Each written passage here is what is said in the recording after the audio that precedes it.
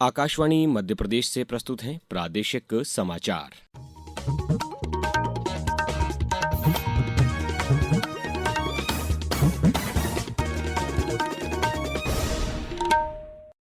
नमस्कार, समाचारों के साथ मैं अभिषेक कटियार। प्रधानमंत्री नरेंद्र मोदी ने आज कहा कि प्रकृति, पर्यावरण और संपूर्ण सृष्टि के प्रति सम्मान मानव अस्तित्व का आधार है। एक सोशल मीडिया पोस्ट में संस्कृत का श्लोक साझा करते हुए श्री मोदी ने लोगों से प्रकृति के प्रति कृतज्ञता और सेवा की भावना विकसित करने और एक स्वस्थ, समृद्ध और मजबूत राष्ट्र के निर्माण के लिए मिलकर काम करने का आह्वान किया।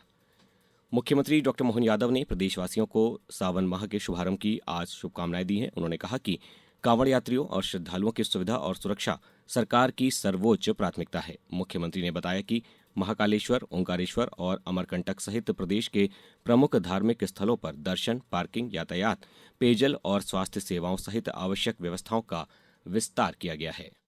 कांवड़ यात्रियों के लिए सब प्रकार की व्यवस्था करने के लिए जितना बन सके हम हर जगह प्रबंधन कर रहे हैं। खासकर ओंकारेश्वर और महाकालेश्वर में बड़ी संख्या में कांवड़ यात्री आते हैं। ऐसे में उनके आने जाने के मार्ग पर भी सभी प्रकार के प्रबंधन करने के निर्देश अपनी सरकार ने जारी किए कि दर्शन की व्यवस्था, पार्किंग की व्यवस्था, प्रबंधन, कुछ रास्ते में जलपान या अन्य प्रकार के प्रबंधन करने के लिए भी सरकार तालमेल कर रही है।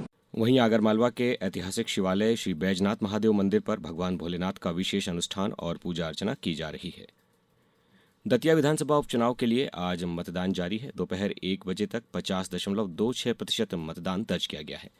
निर्वाचन क्षेत्र के सभी 291 मतदान केंद्रों पर शांतिपूर्ण ढंग से मतदान हो रहा है। इसी बीच लखनपुर गांव में सड़क निर्माण की मांग को लेकर कुछ ग्रामीणों ने मतदान का बहिष्कार किया है। वहीं उदगवा में फर्जी मतदान का प्रयास करने वाले एक व्यक्ति के खिलाफ पुलिस ने कार्रवाई की है। निर्वाचन आयोग ने मतदाताओं से अपने मताधिकार का प्रयोग करने की अपील की है। राज्यसभा में आज लोक परीक्षा अनुचित साधन रोकथाम संशोधन विधेयक 2026 पर विचार और पारित करने के लिए चर्चा होगी। कार्मिक, लोक शिकायत एवं पेंशन राज्य मंत्री डॉक्टर जितेंद्र सिंह आज दोपहर इस विधेयक को सदन में प्रस्तुत करेंगे। सुबह 11 बजे सदन की कार्यवाही शुरू होने पर सभापति सीपी राधाकृष्णन ने शून्यकाल शुरू किया। सभापति ने बताया कि उन्होंने डॉक्टर जितेंद्र सिंह की लोक परीक्षा अनुचित साधन रोकथाम संशोधन विधेयक 2026 को विचार और पारित करने संबंधी सूचना स्वीकार कर ली है। लोकसभा ने कल यह विधेयक पारित कर दिया है। मुख्यमंत्री ने मीडिया से चर्चा करते हुए कहा है कि प्रदेश में निवेश बढ़ाने और युवाओं को रोजगार के अधिक अवसर उपलब्ध कराने के लिए सरकार लगातार प्रयास कर रही है। इसी क्रम में आज नई दिल्ली में मध्य प्रदेश सरकार और भारत सरकार के बीच ग्वालियर में टेलीकॉम मैन्युफैक्चरिंग सेक्टर के विकास के लिए एक महत्वपूर्ण समझौता ज्ञापन पर हस्ताक्षर होंगे। इससे प्रदेश में निवेश बढ़ने और रोजगार के नए अवसर सृजित होने की उम्मीद है। भोपाल में आज से इलेक्ट्रिक बसों का व्यावसायिक संचालन शुरू हो गया है। पहले चरण में 2 रूटों पर 10 ई बसें चलाई जाएंगी। इनमें चिरायू अस्पताल से बोर्ड ऑफिस मेट्रो स्टेशन होते हुए रेलवे कोच फैक्ट्री तक के मार्ग शामिल हैं। यात्रियों से न्यूनतम 7 रुपये तथा प्रति किलोमीटर 1.5 रुपये की दर से किराया लिया जाएगा।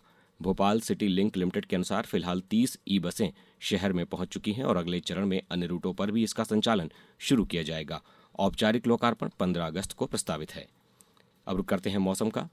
प्रदेश में मानसून के 3 मजबूत मौसम तंत्र सक्रिय है। मौसम विभाग ने आज धार, देवास, बुरहानपुर, हरदा और नर्मदापुरम में अति भारी बारिश और उज्जैन, शाजापुर, सीहोर, बड़वानी, खरगोन, खंडवा, रायसेन, सागर, बैतूल तथा छिंदवाड़ा, पांडुर्ना और सिवनी में भारी बारिश का अलर्ट जारी किया है। विभाग के अनुसार प्रदेश के अधिकांश हिस्सों में आगामी रविवार तक बारिश का दौर जारी रहने की संभावना है।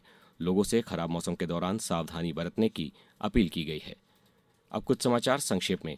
भोपाल के मानस भवन में 1 से 5 अगस्त तक मंदाकिनी श्री राम किंकर के 5 दिवसीय प्रवचन आयोजित किए जाएंगे।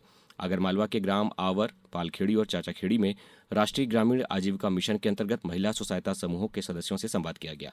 मंडला में गुरु पूर्णिमा पखवाड़े के समापन पर बोर्ड परीक्षा में 100% परिणाम देने वाले 61 शासकीय विद्यालयों के प्राचार्यों को मंत्री संपत्ति आयुक्त ने सम्मानित किया। और शिवपुरी जिले में किसान कल्याण तथा कृषि विकास विभाग ने कृषकों से खरीफ वर्ष 2026 की अधिसूचित फसलों का बीमा 31 जुलाई तक अनिवार्य रूप से कराने की अपील की है।